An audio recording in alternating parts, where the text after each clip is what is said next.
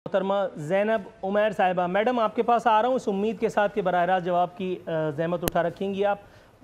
पूछना ये था कि अभी तो IMF जो है वो मुआहदे वगैरह तो बहुत दूर की बात है, अभी तो डिस्कशंस हो रहे हैं, अभी तो शराइत पेश की जा रही हैं, फिर मंजिल तो अभी दूर है, दिल्ली हनूज़ दूरस्त। नित नए टैक्सेस लगाए जाएंगे, आवाम को महंगी बिजली दी जाएगी, आवाम को गैस महंगी दी जाएगी। ये महंगी बिजली और गैस के तोहफे तो हमें बहुत पहले से मिलते चले आ रहे हैं। खुद आप ही के दौर की अगर हम बात कर लें तो पिछले प्रोग्राम में भी हम बात कर चुके हैं इसके ऊपर, और बल्कि मैं तो 4 प्रोग्रामों से इसके ऊपर बात कर रहा हूँ। आपके आने के बाद बिजली जो है वो 52% महंगी हुई है। आपके आने के बाद डॉलर की कीमतें जो है वो कहाँ से कहाँ पहुँच गई हैं। पिछले अदवार में डॉलर की कीमत ऊपर नीचे होती थी या मुल्क पे कर्ज़ों का बोझ चढ़ता था तो वज़ीर आज़म चोर होता था, लेकिन ये फ़िलासफ़ी उसी वक्त दम तोड़ गई जैसे ही वज़ारत उज़्मा के मनसब पर इमरान खान साहब जलवा अफरोज़ हो गए। ये मुझे बताइएगा, हर सवाल का जवाब नवाज शरीफ और आसिफ अली जरदारी देना कब तक चलता रहेगा? 3.5 साल में PTI का कोई आदमी मैंने तो नहीं देखा, ना मेरे प्रोग्राम में ना किसी और चैनल पे, जो बराह रास्त जवाब दे करके कोई तशफ़ी करा दे। हर सवाल का जवाब इधर उधर दे करके कब तक आप लोग टाइम पास करेंगे? नूरुल अरफीन, आपने जो सबसे पहले बात की कि आपने अपनी उम्मीद की बात की, तो ज़रूरी नहीं है कि हर उम्मीद बार आए, इसलिए IMF की बात से पहले मैंने नबील गबूल साहब की 2 बातों का जवाब ज़रूर देना है और उसके बगैर मैं आगे नहीं चलूँगी। ये जो इन्होंने बड़ी बातें की है, चलें किसी बात पे इन्होंने इत्तफाक कर लिया और किसी के ऊपर नहीं किया। मैं बड़ी हैरतज़दा हूँ कि उन्होंने जितनी बातें की हैं, शायद ये दोबारा रिवाइंड करके देखेंगे या प्रोग्राम में देखेंगे तो वो सोचेंगे कि मैं क्या कह रहा था।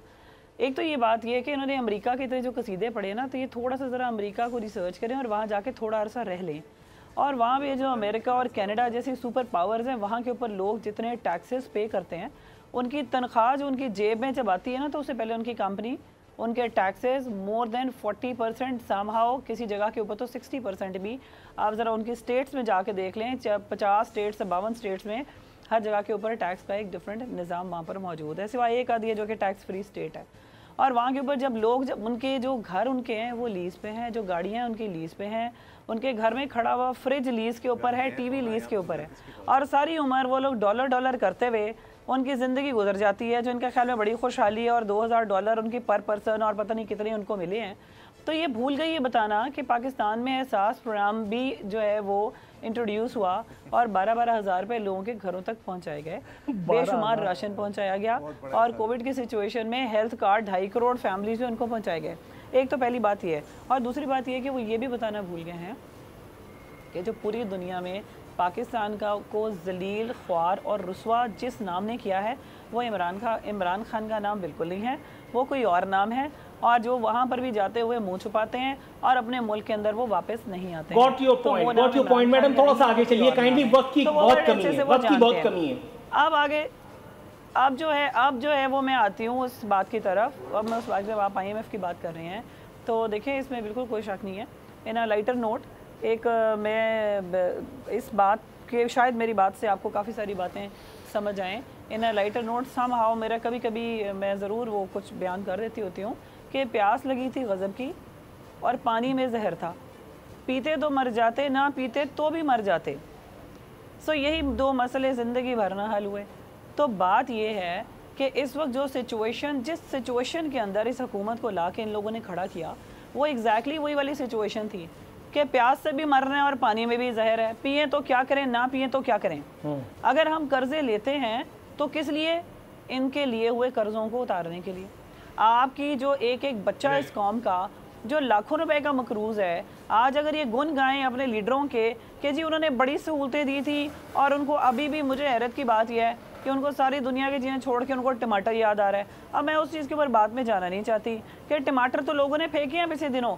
अभी एग्रीकल्चर के ऊपर क्या पॉलिसीज़ आई हैं वो आप किसी और टाइम प्रोग्राम रखें ताकि मैं आपको उसके ऊपर बताऊँ कि यहाँ के ऊपर किस किस्म की पॉलिसीज़ एग्रीकल्चर में छोटे यूनिट्स और छोटे इलाकों के बीच में इंट्रोड्यूस हो चुके हैं, जिसके बारे में इनको इल्म नहीं है, और बल्कि अगर इल्म है भी तो यहाँ पे कभी वो बात नहीं करेंगे। तो ये जो आप जो बात कर रहे हैं कि बिजली महंगी की बात करें, साथ में ये भी बताएं कि बिजली के 4-6 मुख्तलिफ़ किस्म के जो तरीक़ेकार है वो इस्तेमाल हो रहे हैं। उसके लिए हमने हर तरह का जो भी तरीका था उसको इस्तेमाल करने के लिए पूरी कोशिश की जा रही है ताकि आने वाले वक्त में अगले 1-1.5 साल तक कम अज़ कम उसके अंदर अंदर लोगों को सस्ती बिजली मिलनी शुरू हो जाए। और ख़ास तौर से हमारे भी उसी तरह बिल आते हैं, हमें ही पता है और हमें रीजन भी पता है। अच्छा मैडम थोड़ा सा तवक्कुफ कीजिएगा, आप अज़हर जिसको कहते हैं, आपका पन बिजली का मंसूबा हो, आपके डैम के मंसूबे हो, आप जरा थोड़ा सा तामुल कीजिए, पता है ना मैडम थोड़ा सा तवक्कुफ कीजिएगा, छोटे जिनमें बिजली बन रही है, थोड़ा सा तवक्कुफ कीजिएगा। मैं आप बहुत ज्यादा खुशगुमानी में मुब्तला दिखाई देती हैं मुझे खुद अपने आप से ही। आप हर बात का मवाज़ना अपने, मैं जो आपको बातें कर रही हूँ आपको शायद पता ही नहीं है उस बात का। आप अपने आप अपने तौर पे अरस्तू चल रही है, मैं समझ सकता हूँ, ठीक है, तो आप लाइल्मी में मुब्तला हैं। मैंने आपसे कहा ना कि आप अपनी लाइल्मी में मुब्तला हैं। मैंने आपसे कहा ना कि ये क्लासरूम, आप इसको क्लासरूम समझ के ट्रीट कर रही हैं, ऐसा है नहीं। हम सब पढ़े लिखे मैच्योर लोग हैं अल्हम्दुलिल्लाह। आप ये डिसरिस्पेक्टफुली नहीं मैडम, थोड़ा सा तवक्कुफ कीजिए, मेरी बात तो सुनिए। ये एक बड़ा मोतबर मैडम आप मेरी बात तो सुनिए, मेरी बात तो पूरी होने दीजिए। का क्लासरूम का आप उसको डिसरिस्पेक्टफुली यूज ना करें। आप मेरी बात पूरी होने देंगी? रिक्वेस्ट है मेरी आपसे, आप मेरी बात पूरी होने देंगी? नहीं, आप मेरे सवाल जब मैं पूरा करी होती हूँ आप उसको कट डाउन करके आप कहते हैं जी आप मैडम आपकी सारी बातें सुन लेने के बाद मैं अपना अगला सवाल थ्रो करना चाह रहा हूँ और आप मुझे परमिट नहीं कर रही हैं, फिर मैं क्या करूं मुझे बताइए। ये दूसरा प्रोग्राम है और मैं बिल्कुल जिसको कहते हैं ना बड़ा बंधा हुआ बैठा हूं। जजमेंट्स ना आप दें, आप जजमेंट्स ना देना, आपके खुशगुमानी में आप मुझे फतवा दे रही हैं कि मैं लाइल्मी में, मैं लाइल्म हूँ, आप मुझे किसी और बात का ताना दे रही हैं, आप कह रही हैं ये ना बोलो ये ना करो। मैडम ये ना करें, काइंडली ये ना करें, मैं ये सब बातें ये सब फरमाइशें पूरी नहीं कर सकता। आप मेरे लिए बहुत मोहतरम है, आप मेरी मेहमान हैं, आप मेरे लिए खास तौर पे मेरे प्रोग्राम में शिरकत के लिए आई हैं, आप मेरे सर आंखों पर, लेकिन ये सब चीजें करके आप मेरे लिए बड़ा प्रॉब्लम क्रिएट कर रही हैं। काइंडली मैं आपसे जो सवाल कर रहा हूं, आपने कहा कि हर ख्वाहिश पूरी नहीं होती, मैं चुप रहा। आपने काफी देर तक नादिर नबील गबोल साहब को नजराना जवाब दिया आपको, नादिर नबील गबोल को आपने काफी देर तक नजराना अकीदत पेश किया, ठीक है, वो मेरे कजन नहीं है, ओके ठीक है।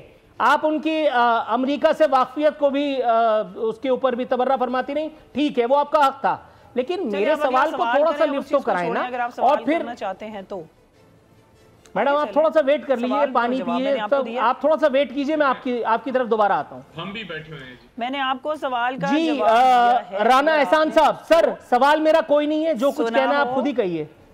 देखिए सबसे पहले तो इन्होंने बिल्कुल गलत फिगर्स दिए और इन्होंने मिस इन्फॉर्मेशन फैलाई है। इन्होंने कहा ये हमारे कर्जे वापस कर रहे, तो मैं आपके सामने दो फिगर्स रख देता हूँ। जो पब्लिक डेट था वो 24,900 अरब रुपए का, एक मिनट आप सुन लेना, मैं सुन लें अब आप। 24,900 अरब का पब्लिक डेट हम छोड़ के गए थे, जो आज 40,000 अरब के ऊपर खड़ा है, जिसका मतलब है कि जो आपने कर्जे वापस किए और जो नए कर्जे लिए, नेट इजाफा 15,000 अरब का आपने कर लिया है और पाकिस्तान में एक ईंट भी नहीं लगी। अच्छा, अब एक्सटर्नल डेट के ऊपर मैं आपको बता देता हूं, मैं थोड़ा सा छोटा सा स्टूडेंट हूं इकोनॉमिक्स का।